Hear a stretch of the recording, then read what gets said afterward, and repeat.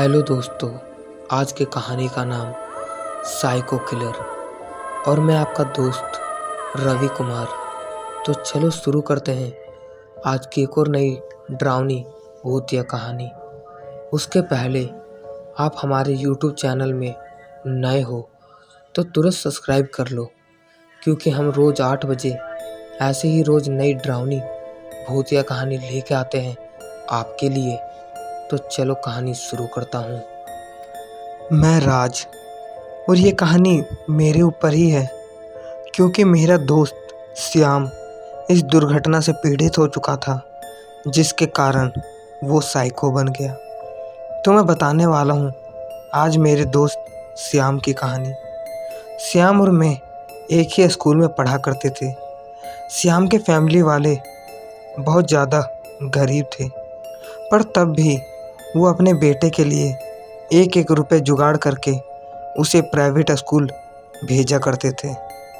श्याम एक अच्छा लड़का था। वो पतला और थोड़ा काला सांवला सा था, लेकिन बच्चे उसका मजाक उड़ाया करते थे। जो गांव के लोग थे वो उसका मजाक उड़ाया करते थे, क्योंकि कहना था गांव वालों का, ये पतला लड़का और बदसूरत सा काला दिखने वाला लड़का क्यों पढ़ने जाता है। इसलिए क्लास वाले बच्चे उसके साथ बैठा नहीं करते थे। मैं और श्याम बैठा करते थे।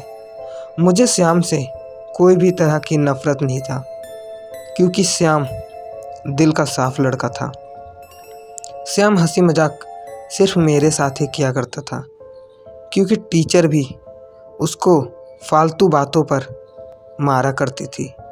जिस बात में श्याम की गलती ना होती थी उस पर भी श्याम को ही डांट सुनना पड़ता था।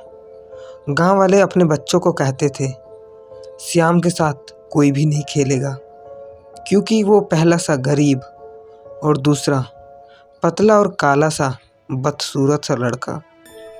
श्याम के मुंह पर भी कई बार लोगों ने कह दिया था, मेरे बच्चे से दूर रहा कर, वरना बहुत मारा करूँगी। श्याम को ये बात सुन के बहुत ज़्यादा ख़राब लगता है, क्योंकि कोई भी उसके जगह पे रहता तो उसको भी अपने शरीर के चेहरे के बारे में सुनना पसंद नहीं रहता। पर श्याम अपनी फैमिली की गरीबी को देख करके वो अपने परिवार को कुछ नहीं कहता। वो कभी भी बताता नहीं है कि मेरे साथ क्या हुआ है। वो ऐसे ही रोज़ स्कूल जाया करता था। दिन बीतते गए, पर श्याम के साथ कोई भी अपनी दोस्ती बनाना नहीं चाहता था। बीतते बीतते हर लोगों के ज़बान पर एक ही था कि श्याम एक बदसूरत लड़का है। इस बात को सुनते सुनते श्याम का 2 साल और बीत चुके थे, और अब वो ये अपनी चेहरे के बारे में सुनते सुनते पागल सा होते जा रहा था, क्योंकि ज़िंदगी में ना उसका मेरे सिवा कोई दोस्त बना था और ना उसकी फैमिली के साथ किसी की अच्छी रिलेशन था। श्याम की फैमिली बहुत शांत स्वभाव के लोग थे। वो गरीब थे, पर मिलजुल कर रहने वाले लोग थे। उनके घर मैं भी कई बार गया हूँ, और मुझे भी अपने फैमिली से डांट सुनने के लिए मिला था, क्योंकि जैसे हर लोग इधर उधर कानाफूसी करते रहते हैं, तो मेरे भी परिवार वालों को सिखा दिया था कि तेरा बेटा श्याम के घर जाता है, और मेरे घर वाले मुझे डांटने लगे थे। मैं बोलता हूँ श्याम तू मेरे घर मत आना, मैं कभी भी टाइम निकाल के मिलने आ जाया करूँगा। और वैसे भी हम लोग दोनों स्कूल में साथ ही बैठा करते थे। और एक दिन श्याम क्रिकेट खेल रहा था। उसके साथ कोई भी बच्चे खेलते नहीं थे। श्याम खुद अकेले ही खेल रहा था। पता नहीं क्यों खुद बॉल फेंकता और बैट से मार लेता था, और फिर बॉल को लाने जाता था। करता भी तो क्या करता, अकेले था ना। मैं उसके साथ खेलने के लिए जाता हूँ, पर थोड़ी देर बाद मेरे पापा मुझे गुस्सा से थप्पड़ मार करके बोलते हैं, तुम इस लड़के के साथ नहीं खेलोगे। और मैं वहाँ से रोता हुआ चला जाता हूँ। उस समय मुझ में उतनी दिमाग ही ना थी कि मैं कह सकता कि ये भी तो एक बच्चा ही है, पर मैं छोटा था ना, इसलिए मैं नहीं कह पाता। और 3 दिन बाद पता लगता है कि श्याम अपने घर को छोड़ के चला गया है। पर वो कहाँ गया होगा, वो बात किसी को भी नहीं पता थी। उसके फैमिली वाले पुलिस के पास खबर करते हैं। पुलिस श्याम को ढूंढने के लिए पूरी तरह से लग चुकी थी, पर श्याम का कहीं भी अता पता नहीं लगता। और ऐसे बीतते बीतते 6 साल और बीत जाते हैं। गांव वाले अब भूल चुके थे कि कोई श्याम नाम का लड़का भी था गांव में, और पूरा गांव फिर पहले जैसा रहने लगता है। मैं कई बार श्याम के घर जा चुका हूँ उसके मम्मी पापा से मिलने के लिए। मैंने देखा है उन्हें चिंतित होते हुए, क्योंकि वो अभी भी अपने बेटे को भूले नहीं थे जो कहाँ लापता हो चुका था। मुझे इतना ज़रूर पता था कि वो खुद कहीं भागा हुआ है, पर क्यों, ऐसी क्या दिक्कत पड़ी जो वो घर छोड़ के भाग गया। मुझे तो लगभग कुछ ऐसा ही लग रहा था, और लास्ट में वही समझ आता है जिस कारण से वो घर छोड़ के भागा था। 3 दिन बाद उसी गांव के एक आदमी की खबर आती है कि पानी में डूबने के कारण उसकी मौत हो गई। गांव वाले उसकी ओर दौड़ के जाते हैं और देखते हैं तो उसके पानी में डूबने से नहीं, उसके पहले उसके सर पे किसी ने वार किया था और वो डूब के मर गया था। पर ये कौन था? पुलिस इसकी छानबीन पूरे तरीके से करने लगती है। जब बाद में उसका रिपोर्ट आता है तो रिपोर्ट को देख करके सब दंग रह जाते हैं, क्योंकि उस आदमी का किसी ने दिल निकाल लिया था।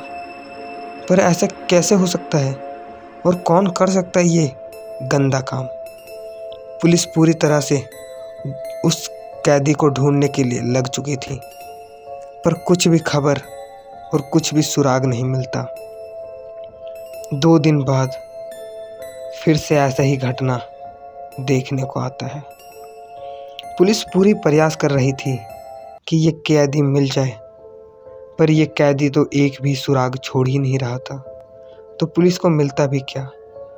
और ऐसे ही इसकी भी दिल उसने निकाल लिया था। ये क्या है? गांव वाले बात करने लगे, उसे मारना था तो वो मार देता, पर ये क्या था, क्या कर रहा था वो जो सभी का दिल निकाल रहा है? वो क्या साइको है क्या? लेकिन उन्होंने जो सोचा नहीं था वही हुआ। वो साइको ही था जो सभी को मार रहा था। दिन बीतते जा रहे थे, गांव का एक आदमी ऐसे ही करते करते मरा जा रहा था। किसी के भी शरीर में उसका दिल नहीं था। पुलिस को कोई भी सुराग नहीं मिल पा रहा था। और एक दिन गांव वालों ने सबने सोच लिया कि ये कोई आत्मा का काम है, इसे पुलिस भी ढूंढ नहीं पाएगी। और सभी को बोल दिया गया कि जंगलों की ओर कोई भी अकेले नहीं जाएगा, क्योंकि जंगलों में आत्मा है। और फिर जंगलों में लोग जाना कम कर देते हैं। पर एक दिन एक औरत अपनी बकरियों को चराने के लिए जंगलों के अंदर चली जाती है।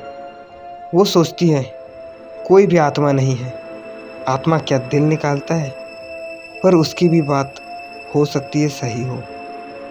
वो जाती है, पर उसी शाम को उसकी भी मौत की खबर जंगलों से आ जाती है, क्योंकि वो भी औरत मर चुकी थी।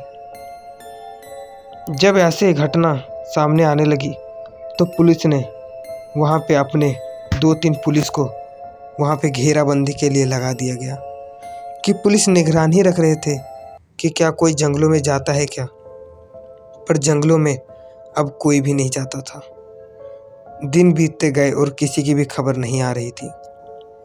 एक दिन एक हरे रंग के कपड़े पहन के एक लड़का जंगलों की ओर से गांव की ओर चला आ रहा था।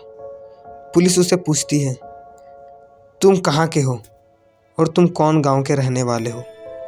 वो बताता है, मैं यहाँ का नहीं, शहर का हूँ। मैं रास्ता भटक गया था, इसलिए मैं पूछने आया हूँ ये कौन सा गांव है। पुलिस बताती है, तुम उल्टी ओर आ गए, शहर तो उधर है, इधर शहर नहीं है। और फिर वो उल्टा जंगलों की ओर जाने लगता है। पर पुलिस उसे आवाज़ लगाती है, सुनो। पर वो चला ही जा रहा था। एक पुलिस अपने दूसरे पुलिस को बोलता है, भाई जा उसको बुला के ला फिर से। और दूसरा जाने लगता है। और जब दूसरा पुलिस जंगलों के अंदर उसे बुलाने के लिए जाता है, तभी उस पुलिस की भी चीखने की आवाज़ आती है। और जब सभी पुलिस उसको देखने के लिए जाते हैं तो ये देखते हैं कि वो भी आदमी, अब वो भी पुलिस मर चुका था। और हूबहू उसी प्रकार उसका भी दिल उसके शरीर में नहीं था। ये घटना अब पुलिसों के साथ भी होने लगी। इसे देख करके सब पुलिस चौंक चुके थे और सोच रहे थे वो लड़का कौन था जो यहाँ पे पूछने आया था कि ये कौन सा गांव है। उस लड़के का चेहरा उसके स्वेटर से झपा हुआ था। उसका मुंह दिख भी नहीं रहा था कि वो कौन था, पर वो हट्टा कट्टा एक जवान सा लड़का था। पुलिस वाले उस लड़के को ढूंढने के लिए लग जाते हैं, पर अब पुलिसों को भी डर लग रहा था क्योंकि एक पुलिस भी अब मारा जा चुका था। पर वो आदमी उनके दिलों के साथ क्या करता था, इसे सोच सोच के सब चिंतित हो रहे थे। और एक दिन पुलिसों को एक सुराग मिलता है। जंगलों के अंदर किसी प्रकार की एक छोटी सी चाकू गिरी हुई थी। उसे उठाते हैं और देखते हैं तो उसमें एक आदमी की फिंगरप्रिंट मिलती है। अब लेकिन उस आदमी को ही ढूंढना था जिसका ये चाकू था। पुलिस वाले सोचते हैं हो सकता है कोई गांव का ही आदमी हो जो ये काम करता है चोरी छुपे। पूरे गांव वालों का फिंगरप्रिंट लिया जाता है, पर ये किसी का चाकू नहीं था। गांव वालों का तो नहीं था, हो सकता है दूसरे गांव वाले का होगा। दूसरे गांव पूरी पुलिस जाती है और छानबीन करने लगती है। सभी का फिंगरप्रिंट लिया जाता है, पर यह चाकू उनका भी नहीं होता। पर तभी दूसरे गांव की एक औरत कहती है, फिंगरप्रिंट तो मिलेगा नहीं क्योंकि ये चाकू जब मैं लेके आ रही थी मार्केट से, तभी एक लड़के ने मुझे धक्का दिया और मेरे चाकू और छोटी मोटी और ब्लेड जैसे और कुल्हाड़ी ये सब मुझसे छीन करके वो जंगलों के अंदर ले गया। मैंने ढूंढने का प्रयास भी किया था उस लड़के को, पर मुझे डर लग गया था कि उसके पास लोहे के औजार हैं, कहीं वो मुझे मार ना दे। इसलिए मैं उसे कुछ नहीं कहती और मैं वापस घर आ जाती हूँ। लेकिन ये बात बीते हुए लगभग 1 साल हो चुके हैं। मुझे हल्का फुल्का ही याद है कि मैं ही इस चाकू को मार्केट से लेके आई थी। तभी एक दूसरी औरत कहती है, नहीं, ऐसी चाकू तो मैं भी लेके आई थी और उस लड़के ने मुझसे छीना था। लेकिन उसके बाद पीछे से एक और औरत कहती है, तुम लोग ये क्या बोल रहे हो, ऐसी चाकू तो अब मुझसे भी छीना है उसने। अब पुलिसों को कुछ समझ नहीं आ रहा था कि इस साइको ने 3 औरतों से उनका किचन का सामान छीना था, घर के लोहे की औजार छीनी थी। मतलब उस साइको के पास बहुत सा लोहे का सामान है, उसके पास हथियार का ढेर लगा हुआ है। इसलिए और वो साइको जंगलों के अंदर ही कहीं है, तभी तो वो जंगलों में जाने वाले लोगों को ही मारता है और वो जंगलों से बाहर कभी नहीं निकलता। इसलिए पुलिस जंगलों के अंदर अपने कुत्तों को छोड़ देती है कि कैसे भी उस साइको का पता लगा सके, और कुत्ते ढूंढने लगते हैं उस साइको को। कुत्ते भौंक रहे थे और उसके पीछे पुलिस लगी हुई थी और साइको को इस बात की खबर लग जाती है। जब पुलिस देखती है तो कुत्ते एक पहाड़ के गुफे में जाके वहाँ पे रुक जाते हैं और वहीं पे भौंकने लगते हैं।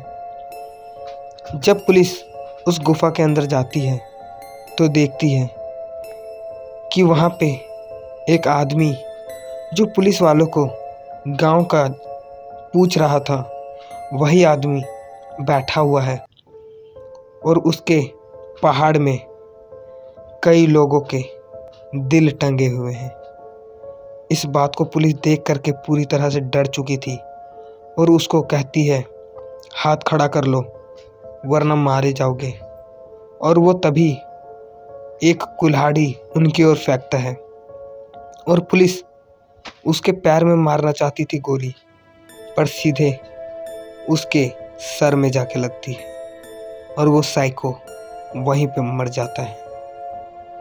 उस साइको को लाया जाता है और गांव वाले जैसे उसे देखते हैं तो सबको पता लग चुका था, ये वही लड़का है जो कई साल पहले गांव से भाग गया था। उसकी मम्मी पापा उसे देखते हैं तो चिल्लाने लगते हैं, रोने लगते हैं कि मेरा बेटा कई साल पहले गांव से भाग गया था, ये तो श्याम ही है। सब पूरे गांव वालों को पता था। पुलिस पूछती है, ये यहाँ से क्यों भागा था? कोई भी इस चीज़ का जवाब नहीं दे सकते थे। किसी को भी नहीं पता था कि वो क्यों भागा है। पर ये गांव वालों का भी गुनाह था जो उसे काला, पतला और बदसूरत कहते थे। उसी के तकलीफ से वो गांव छोड़ के भागा था और वो साइको बन गया। अब वो उसे पुलिस ले जाती है और उसके गुफा में पूरी तरह से छानबीन किया जाता है तो वहाँ पे कई लोगों का दिल मिलता है और खून से लथपथ वो पूरा पर्वत था। वो गुफा पूरा खून से लथपथ हो चुका था और वहाँ पे फिर माटी से भर दिया जाता है और उस गुफे को बंद कर दिया जाता है। उस दिन से वो कहानी, वो सिलसिला ख़त्म हो जाता है। गांव वाले सोचते हैं अब सब ठीक है, साइको भी मर चुका है और ये कहानी यहीं ख़त्म हो गई। पर ये भूल चुके थे, कहानी तो अभी शुरू हुई है। वो पूरी तरह से भूल चुके थे कि किलर साइको तो मार दिया, पर हॉरर साइको आने वाला है। और फिर 3 साल बाद ये कहानी वापस से शुरू हो जाती है। जो भी आदमी जंगलों के अंदर जाता था, पता नहीं क्यों वो अपने आप मर जाता था। जब वहाँ पे पुलिस आई और पता किया तो कुछ समझ नहीं आ रहा था। और जब उसका रिपोर्ट आता है तो इस बात को देख कर के सभी के सर से पसीना टपकने लगता है, क्योंकि वो आदमी, पूरी शरीर उसकी सही थी पर उसके अंदर से दिल ही गायब था। ऐसा कैसे और कौन कर सकता है, किसी को भी कुछ नहीं पता। पर ये कहानी देख कर के सभी को वो 3 साल पुराना बात याद आ जाता है कि जो वो लड़का सभी को मार रहा था और सभी का दिल निकाल रहा था, वो तो मर गया, पर ये नया कौन है जो अब सबको मार रहा है।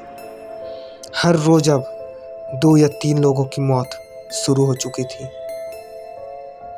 लेकिन ये घटना तब सबके सामने आया जब जो वो लड़का था श्याम, उसकी माँ और बाप दोनों मर चुके थे। पुलिस उसके घर पहुंचती है और देखती है तो उसके अंदर भी दिल नहीं था और वो बेजान पड़े हुए थे। पुलिस वहाँ पे फिर से अपनी पुलिसों को खड़ा कर देती है कि जंगलों के अंदर कोई नहीं जाएगा। पर ये तो गांव के अंदर ही हो रहा था। जंगल के अंदर जाओ या ना जाओ, मरने वाले घर के अंदर ही मर रहे थे। घर के अंदर पता नहीं क्यों एक औरत की चीख सुनाई देती है। पुलिस वाले उसकी ओर दौड़ते हैं और देखते हैं तो वो औरत छटपटा रही थी। उसे तुरंत हॉस्पिटल ले जाया जाता है और उसका इलाज शुरू हो जाता है। पुलिस कहती है इसे कुछ भी नहीं होना चाहिए डॉक्टर, इसे बचा लो, तभी पता लगेगा कि इसको किसने मारा है। डॉक्टर इलाज करता है और आता है तो कहता है आई एम सॉरी, वो नहीं बच सकती।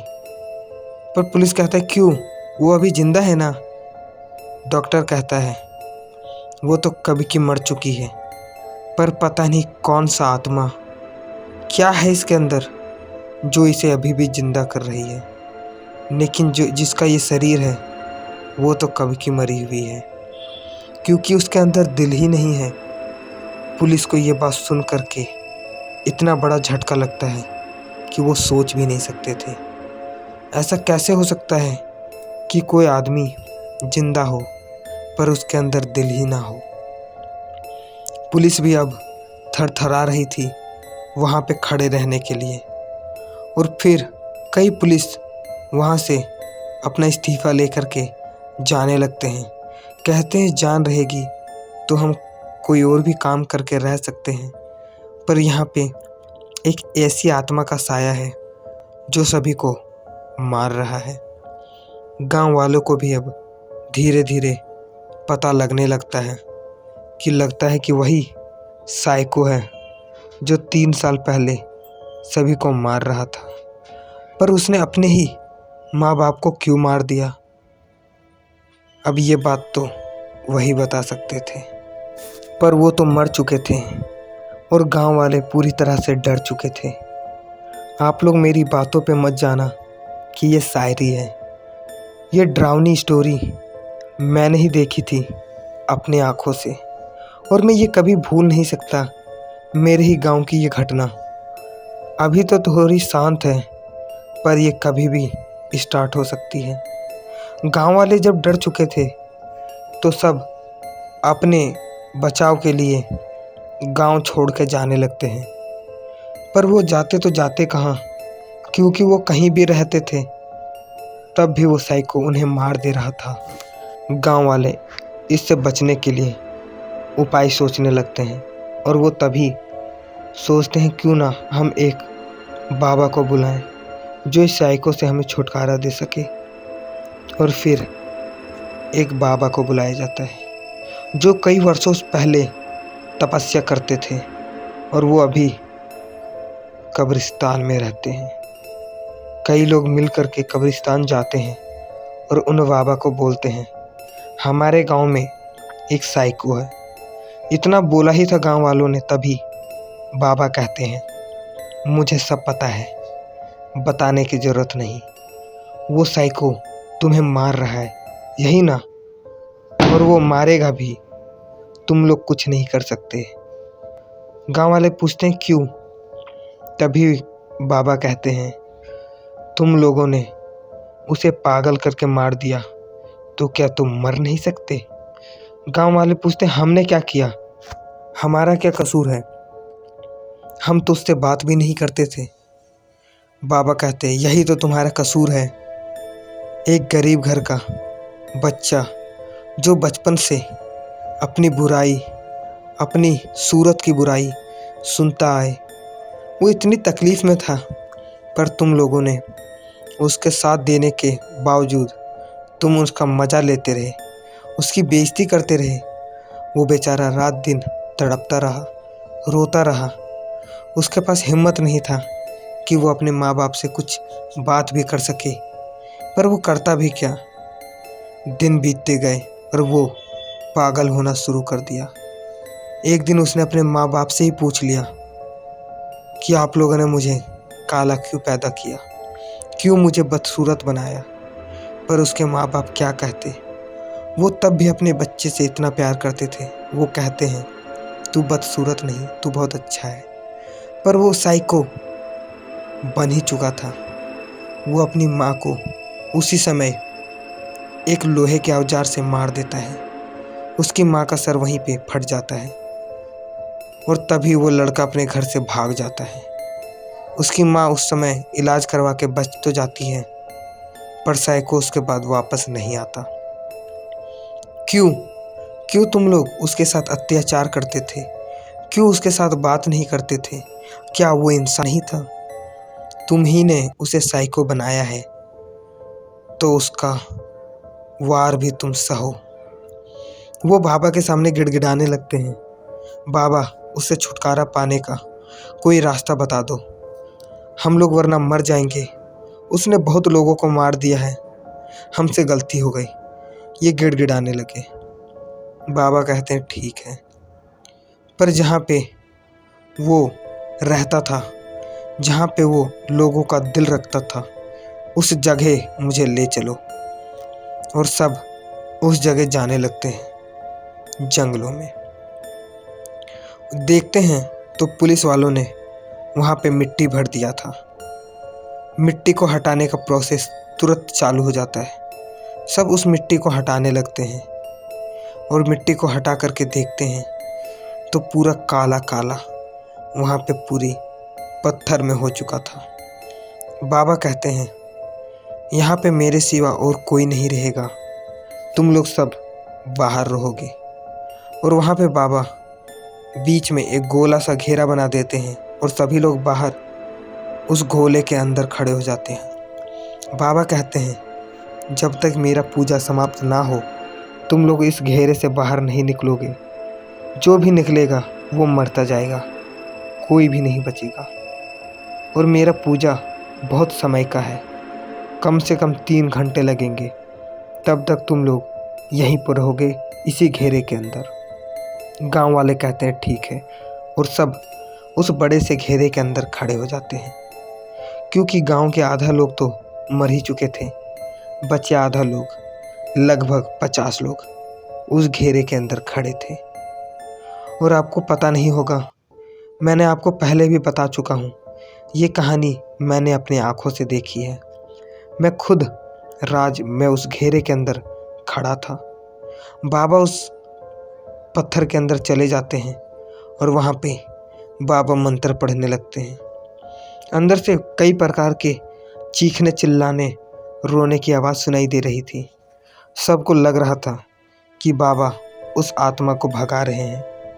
और तभी 3 घंटे बीत चुके थे, पर बाबा उस पत्थर से बाहर नहीं निकलते।